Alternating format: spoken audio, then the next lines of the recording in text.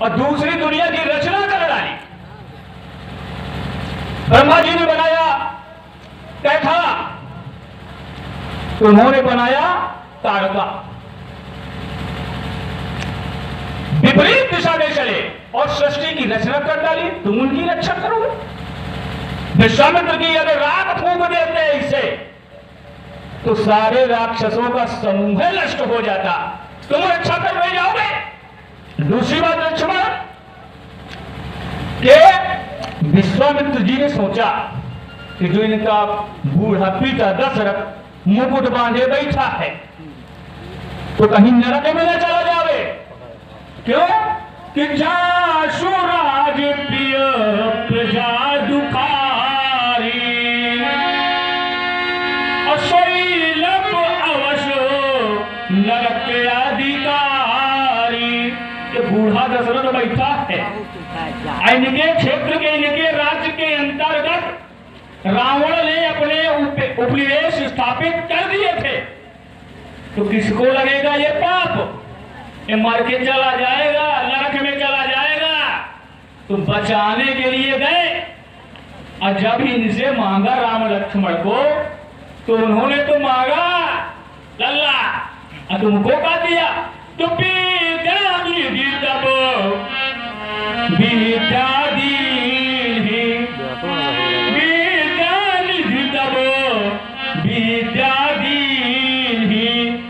और कौन सी विद्या? और जाके लागना क्षुधा पिपासा, ऐसी विद्या दे दिए। नहीं राम लक्ष्मण जब युद्ध कर रहे थे, तो एक दिन युद्ध नहीं चला, कई दिनों तक युद्ध चला। भूखे प्यासे मर जाते, युद्ध क्या करते? इनमें सामर्थ्य कहां थी युद्ध करने की? ये भूखे प्यासे ही मर जाते। लेकिन विश्वामित्र जी ने विद्या विद्या दी, जाके लाभ न क्षुधा पिपासा, ऐसी विद्या दे दिया कि जाओ तुम्हें भूखे प्यास न लगेगी, लड़ते रहो। तब जाके विश्वामित्र गए थे इनके पिताजी के पास मांगने।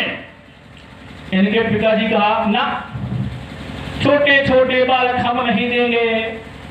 वशिष्ठ जी महाराज गए, समझाए कि दई देव बहुत बड़े वैज्ञानिक हैं, आपके लड़कों को कुछ बना देंगे।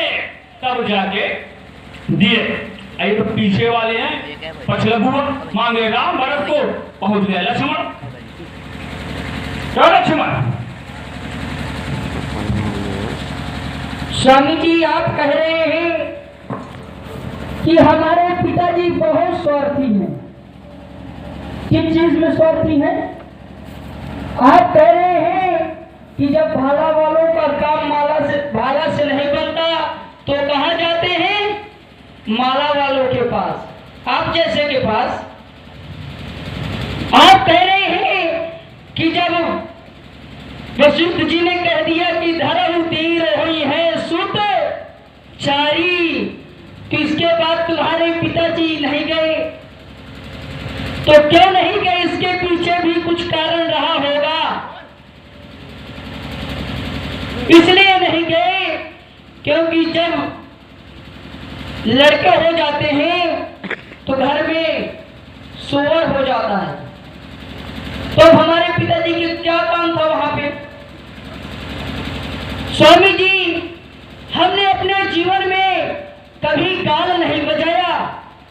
गाल बजाना तो वह पंडितों का काम है, पंडित वह जो गाल बजावा। हमने जब भी बजाया है तब गाल नहीं, ताल बजाया है।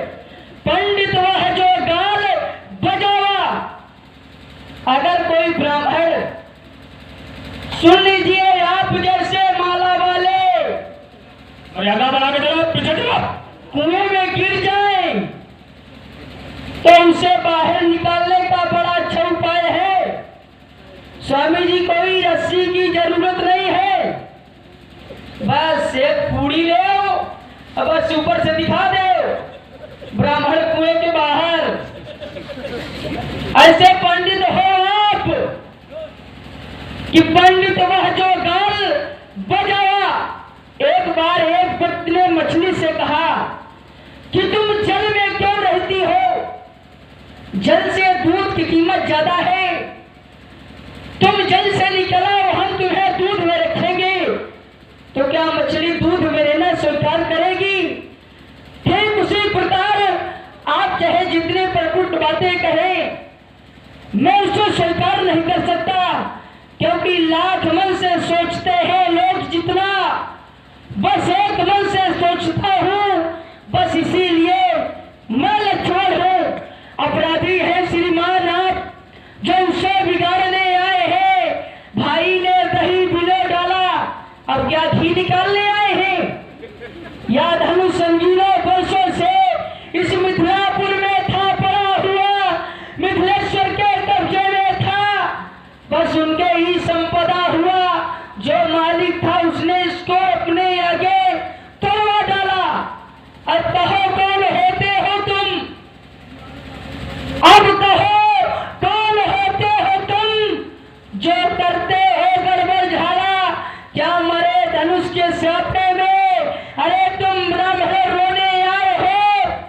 अरे ये देव क्षत्रियों का समाज, यही से होने आए हो। क्या बात है, ये बच्चा बड़ा चालाक है। एक बार फिर मैं इसके गुरु को धन्यवाद देना चाहूंगा। कितना बढ़िया चिंतन है, सुस्त श्रेणी में ही सही पर चिंतन तो आया। लक्ष्मण ने कहा कि जब हमारे पिताजी के पुत्र हुआ तो उस समय दो अशुद्ध अवस्थाएं होती हैं। यहां सभी श्रोता शुद्धि विद्वान लोग बैठे हैं, लेकिन श्री विवेक का प्रयोग करेंगे कि किसी के यहां अगर पुत्र पैदा हो जाता है तो सुवर एक अशुद्ध अवस्था मानी जाती है, और अगर किसी के यहां किसी की मृत्यु हो जाती है तो वो भी एक अशुद्ध अवस्था मानी जाती है। लेकिन लक्ष्मण भूल गया, अरे तुम क्षत्रिय हो, हम ब्राह्मण हैं, हमसे ज्यादा कर्मकांड के बारे में जानते हो क्या? लक्ष्मण कितना बढ़िया मार्ग निकाला कि उस समय हमारे पिताजी के यहां सोवर थी। मैं बताना चाहूंगा, सोवर पुत्र जन्म ले लेने से नहीं प्रारंभ होती है। जब तक नाल छेदन नहीं होता है तब तक सोवर नहीं मानी जाती है।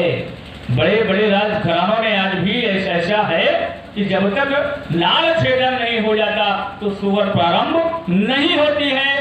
पुत्र के पैदा होने पर सोवर नहीं मानी जाती है।